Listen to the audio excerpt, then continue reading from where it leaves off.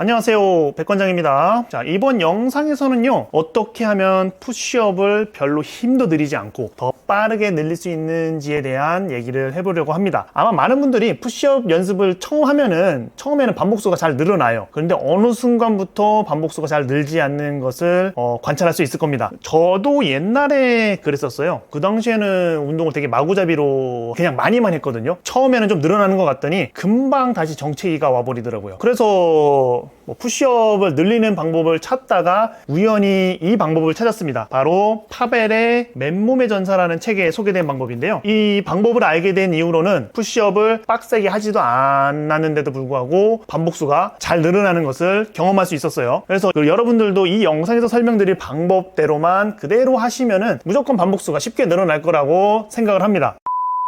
자, GTG라는 게 있습니다. 그리스터 그루브라는 말을 줄인 건데요. 자, 번역을 하면은 홈에 기름칠을 한다는 뜻이에요. 자전거를 타시는 분들은 잘 아실 거예요. 자전거를 오래 타지 않으면 어떻게 되나요? 기어에 녹이 쓸죠. 그리고 기름이 찌들어 붙어가지고 이런 자전거를 타게 되면은 가긴 가는데 너무 힘들고 느려집니다. 그래서 여기다가 이제 기름칠을 하고 나서 살살살살 페달을 돌리면 어떻게 되나요? 기름이 기어에 골고루 묻게 되고 그런 상태에서 자전거를 탔을 때 훨씬 부드럽고 빠르고 그리고 힘도 덜 들여서 자전거를 탈 수 있게 되죠. 우리 몸도 똑같다는 이야기예요. 더 자주 연습할수록 마치 관절에 기름칠이 된 것처럼 훨씬 쉽게 움직여지게 됩니다. 그거는 무슨 말이냐면 더 빠르고 더 많이 반복할 수 있고 힘이 더 강해진다는 것을 의미를 하죠. 자, 다만 주의하실 게 있어요. 우리 몸은 기계가 아니죠. 그렇기 때문에 운동에서 오는 피로와 오버 트레이닝을 피하면서 연습을 최대한 많이 해주시는 게 핵심 포인트입니다.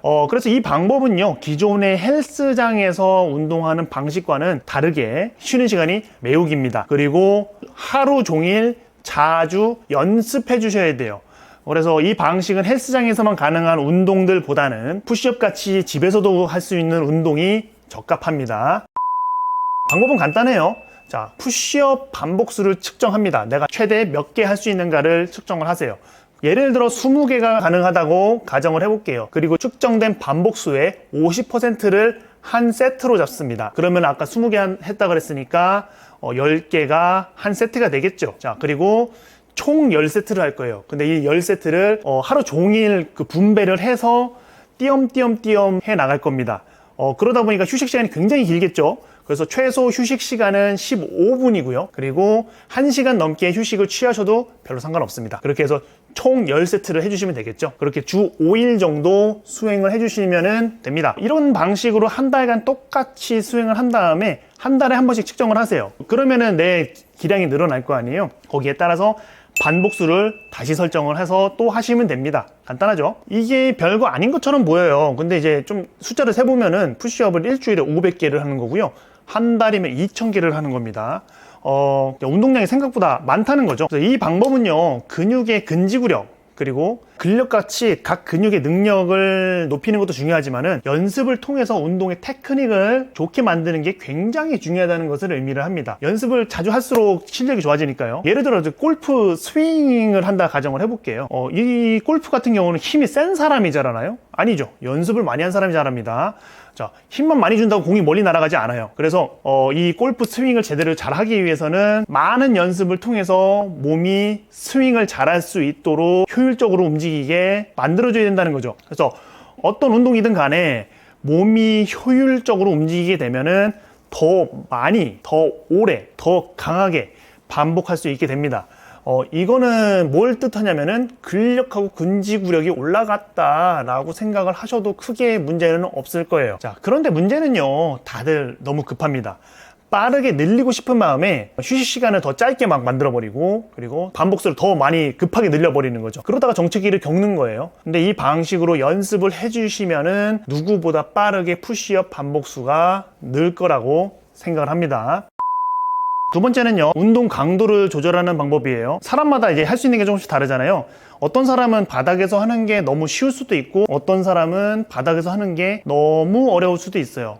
너무 쉬우면은 적절한 운동 강도가 나오지 않아서 운동 효과가 떨어지고 너무 어려우면 자세가 망가져서 좋지 않겠죠. 그래서 그 조절하는 방법을 말씀을 드려볼 건데 어떤 식으로 하냐면요, 자, 가봅시다. 바닥에서 푸시업이 너무 어려운 경우부터 설명드려 볼게요. 첫 번째로 소개드릴 거는 인클라인 푸시업이라는 건데, 인클라인 푸시업은 말 그대로 내 잡는 위치가 바닥보다 높은 위치에 있으면 인클라인 푸시업이라 그래요. 그래서 저 같은 경우는 지금 레그로 지금 보여드리긴 할 건데, 이게 아니라 뭐 집에서 하시니까 주로 싱크대 아니면은 뭐 책상 이런 거를 이용하셔도 좋습니다. 그래서 보시면은 바닥에서 하는 게 아니라 얘를 잡고 이런 식으로 해주시면 되겠죠, 그죠? 이런 식으로 이런 식으로 해주시는 방법이 있고요. 그리고 만약에 집에 문틀 철봉이 있으면은 그거를 이용하는 방법도 있어요.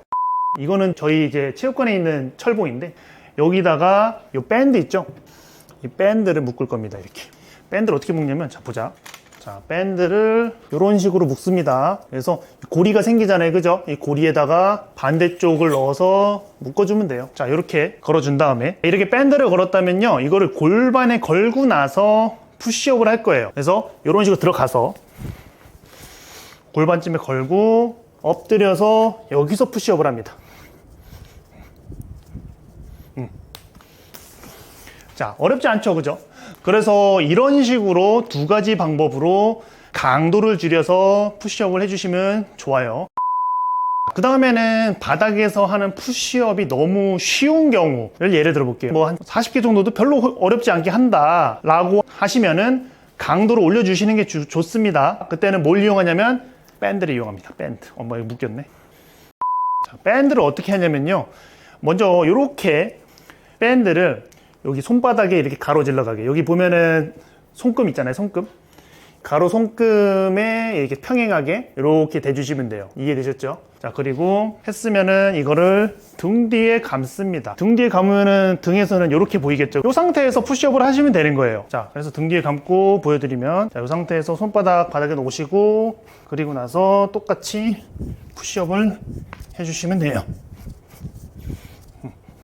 밴드 가지고 푸시업을 할 때 주의할 점은요, 생각보다 두꺼운 밴드가 필요가 없어요. 그래서 좀 얇은 밴드를 이용을 해주시고요. 너무 이제 두꺼운 밴드를 써야 되는 수준까지 가면은 푸시업을 안 하시고 딴 걸 하시는 게 더 효율적이라고 생각을 합니다. 그래서 이제 이번 영상은 여기까지 보셨으면요, 푸시업을 많은 힘을 들이지 않고도 반복수를 잘 늘리는 방법을 알게 되셨을 거라고 생각을 해요. 그래서 푸시업은요, 뭐 아시다시피 벤치프레스를 하기 전에 기초 운동으로 많이 해주면 정말 좋은 운동이에요. 그래서 벤치프레스가 강화시키기 어려운 부분도 효율적으로 강화를 시키거든요. 그 과정에서 벤치프레스로 넘어가기 전에 푸시업을 많이 하고자 하는 분들에게 이 방법이 매우 도움이 될 거라고 저는 생각을 합니다. 남들이 이제 벤치프레스 한다고 그래서 너무 급하게 가실 필요 없어요. 푸시업도 제대로 못하는데 벤치프레스를 빨리 가서 할 필요는 없거든요. 그건 장기적으로 봤을 땐 손해입니다. 그래서 한 계단 한 계단 천천히 올라가시면 좋을 것 같아요. 다음에는 더 좋은 영상으로 찾아오겠습니다. 감사합니다. 백관장이었어요.